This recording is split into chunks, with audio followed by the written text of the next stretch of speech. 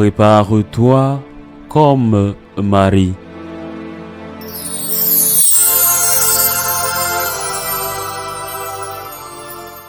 À l'heure même, Jésus exulta de joie sous l'action de l'Esprit Saint, et il dit: Père, Seigneur du ciel et de la terre, je proclame ta louange. Ce que tu as caché aux sages et aux savants, tu l'as révélé aux tout-petits. Oui, Père, tu l'as voulu ainsi dans ta bienveillance. Tout m'a été remis par mon Père. Personne ne connaît qui est le Fils, sinon le Père. Et personne ne connaît qui est le Père, sinon le Fils, et celui à qui le Fils veut le révéler. Puis il se tourna vers ses disciples et leur dit en particulier: Heureux les yeux qui voient ce que vous voyez, car je vous le déclare, beaucoup de prophètes et de rois ont voulu voir ce que vous-même voyez et ne l'ont pas vu, entendre ce que vous entendez et ne l'ont pas entendu.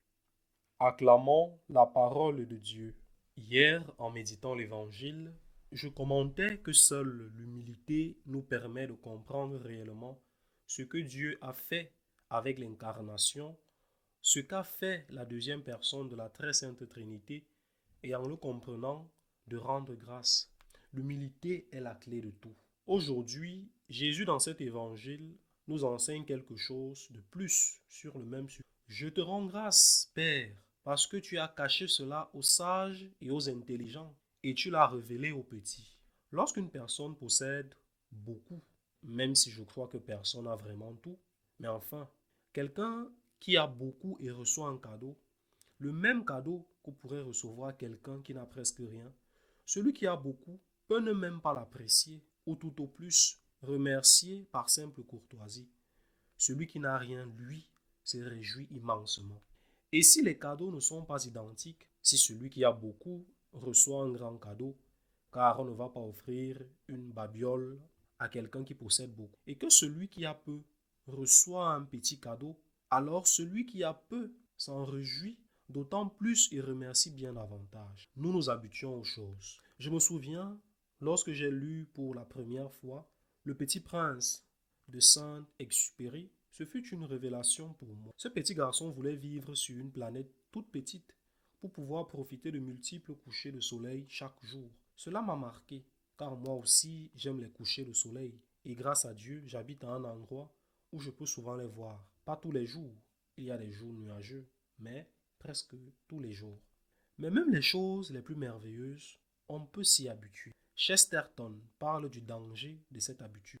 Il dit par exemple: si tu t'habitues à voir une fleur aussi commune, aussi ordinaire que le pissenlit, cette fleur jaune qu'on trouve dans tous les prés, tu ne lui accorderas plus d'importance. Pourtant, c'est une petite beauté humble, mais une beauté. Il donne l'exemple d'un noble anglais allant à son club et demandant une côtelette pour déjeuner. Le serveur la lui apporte et le noble indigné lui dit: Est-ce là une côtelette digne d'un gentleman? Et Chesterton ajoute: cette même côtelette servie à la table d'un ouvrier serait accueillie avec enthousiasme.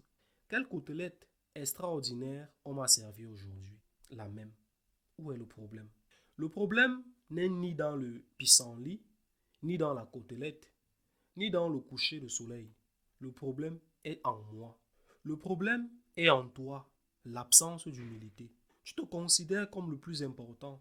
Et si l'on ne te donne pas ce qui correspond à ce que tu estimes être le maximum, cela te paraît peu. Tu ne le valorises pas. Le plus grand don qu'on puisse te faire, l'incarnation du Fils de Dieu, sa mort sur la croix, comme tu te considères supérieur à Dieu, cela te semble encore insuffisant. Le problème n'est ni la côtelette, ni le pissenlit, ni le coucher de soleil. Le problème, c'est notre orgueil. Nous devons changer profondément. Sinon, jamais nous ne pourrons avoir une relation juste avec Dieu. Comment se fait-il que la mère de mon Seigneur vienne jusqu'à moi? Disait Sainte Élisabeth. Seigneur, je ne suis pas digne que tu entres sous mon toit, disait le centurion. Qui suis-je, moi, pour que tu te sois fait homme pour moi? Qui suis-je pour que tu sois mort crucifié pour moi? Qui suis-je? Que je me connaisse, Seigneur, et que je te connaisse.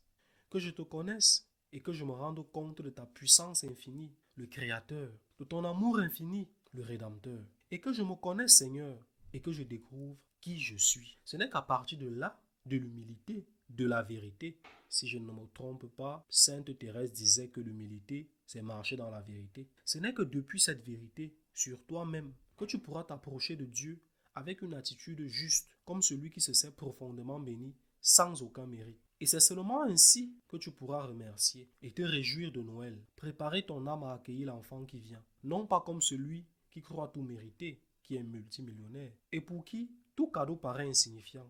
Peut-être qu'il ne le méprise pas, s'il est bien élevé, mais il ne le valorisera pas. Mais comme celui qui, étant mendiant, reçoit une petite aumône et en rend grâce. Nous ne pouvons pas préparer la venue de celui qui est l'humilité par excellence, qui vient par la main de l'humble, la Vierge Marie. Nous ne pouvons pas préparer la venue du Fils de Dieu dans une étape si nous ne devenons pas humbles, si nous ne nous rendons pas compte que nous ne le méritons pas, si nous ne répétons pas avec Sainte Élisabeth, « Qui suis-je pour que tu viennes à moi, toi, la mère de mon Seigneur, avec mon Seigneur ?»